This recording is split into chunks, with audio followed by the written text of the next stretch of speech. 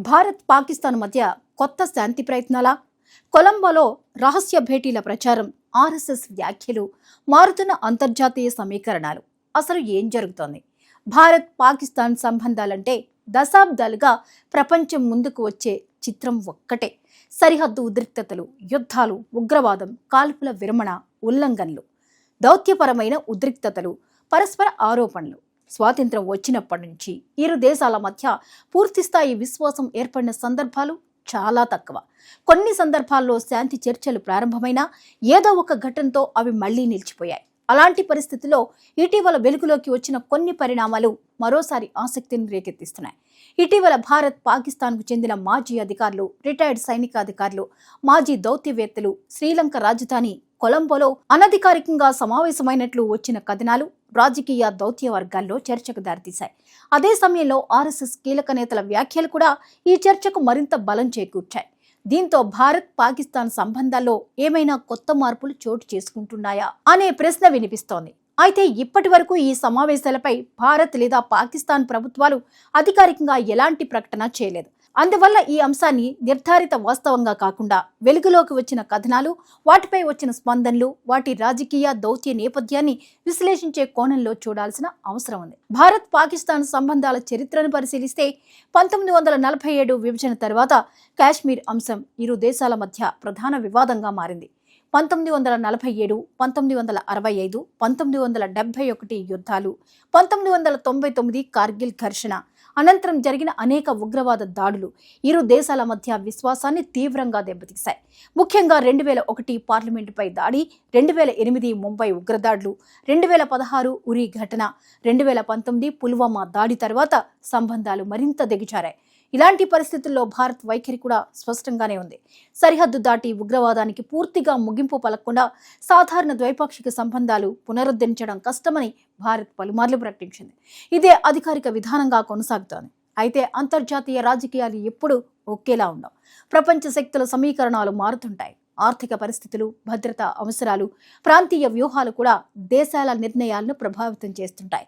అందుకే గతంలో కూడా ప్రత్యక్ష చర్చలు ఆగిపోయిన సమయంలో అనధికారిక స్థాయిలో లేదా ట్రాక్ టు డిప్లొమసీ పేరిట మాజీ అధికారులు, మాజీ రాయబారులు, మాజీ సైనికాధికారులు పరస్పరం సమావేశమైన సందర్భాలున్నాయి. ట్రాక్ టు డిప్లొమసీ అంటే ప్రభుత్వ అధికారిక చర్చలు కాకుండా మాజీ అధికారులు, విశ్లేషకులు, రిటైర్డ్ దౌత్యవేత్తలు, విద్యావేత్తలు, భద్రతా నిపుణులు కలిసి అభిప్రాయాలు పంచుకోవడం.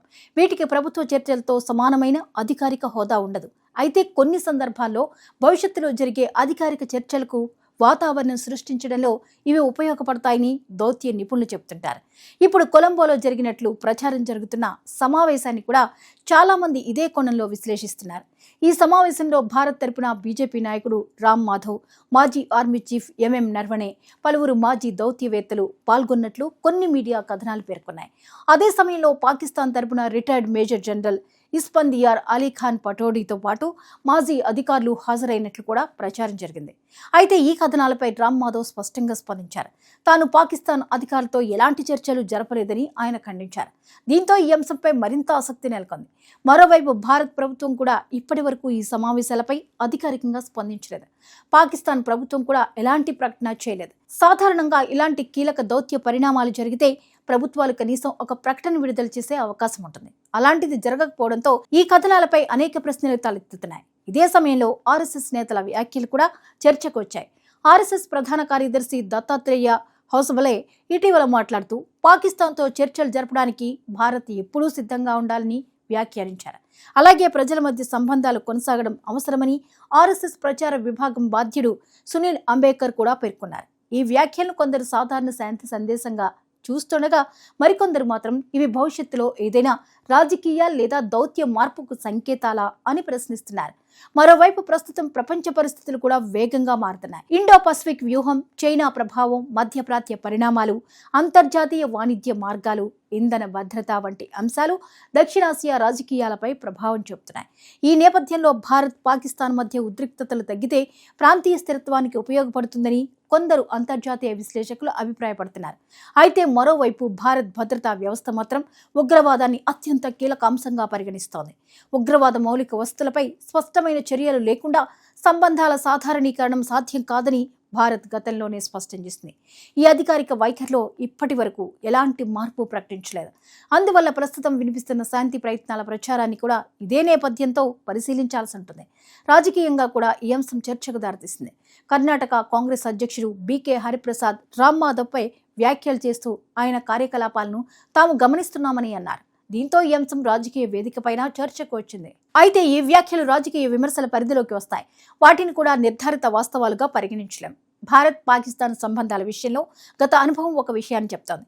ప్రతి కొన్ని సంవత్సరాలకు ఒకసారి శాంతి ప్రయత్నాలు ప్రారంభమవుతాయి. కొన్నిసార్లు విదేశాంగ కార్యదర్శుల స్థాయి చర్చలు జరుగుతాయి. కొన్నిసార్లు ప్రధానుల మధ్య సమావేశాలు కూడా జరుగుతాయి. కానీ ఒక పెద్ద ఉగ్రవాద ఘటన లేదా సరిహద్దు ఉద్రిక్తత మొత్తం ప్రక్రియను మళ్లీ వెనక్కి నెడుతుంది. అందుకే ఈసారి కూడా కేవలం కొన్ని అధికారిక సమావేశాల కథనాలు లేదా కొన్ని రాజకీయ వ్యాఖ్యల ఆధారంగా ఇరు దేశాల సంబంధాల్లో పెద్ద మార్పు వచ్చేసిందని చెప్పడం తొందరపాటవుతుంది. ప్రస్తుతం ఉన్న సమాచారం ప్రకారం చెప్పగలిగేది ఒక్కటే: కొలంబో సమావేశాలపై కథనాలు వెలువడ్డాయి. వాటిలో పాల్గొన్నట్లు వార్తలు వచ్చిన వారిలో కనీసం ఒకరు వాటిని ఖండించారు. ప్రభుత్వాలు అధికారికంగా స్పందించలేదు. అదే సమయంలో ఆర్ఎస్ఎస్ నేతలు చర్చలు, ప్రజల మధ్య సంబంధాల గురించి వ్యాఖ్యానించారు. ఈ అంశాలన్నీ కలిపి రాజకీయ దౌత్య వర్గాల్లో చర్చకు దారితీశాయి. మొత్తానికి భారత్ పాకిస్తాన్ సంబంధాల్లో శాంతి ప్రయత్నాలపై వస్తున్న కథనాలు ఆసక్తిని కలిగిస్తున్నప్పటికీ అధికారిక స్థాయిలో ఎలాంటి నిర్ణయాలు ప్రకటించలేదు. భవిష్యత్తులో ఇరు దేశాలు ప్రభుత్వాలు తీసుకునే నిర్ణయాలు, ఉగ్రవాదంపై పరిస్థితులు, దౌత్య చర్చలు, ప్రాంతీయ భద్రతా సమీకరణాలే ఈ సంబంధాల దిశను నిర్ణయించనున్నాయి. అప్పటి వరకు మాత్రం కొలంబో సమావేశాల ప్రచారం, ఆర్ఎస్ఎస్ నేతల వ్యాఖ్యలు, రాజకీయ ప్రతిస్పందనలు దక్షిణాసియా దౌత్య రాజకీయాల్లో ఆసక్తికర చర్చగానే కొనసాగే అవకాశం కనిపిస్తోంది.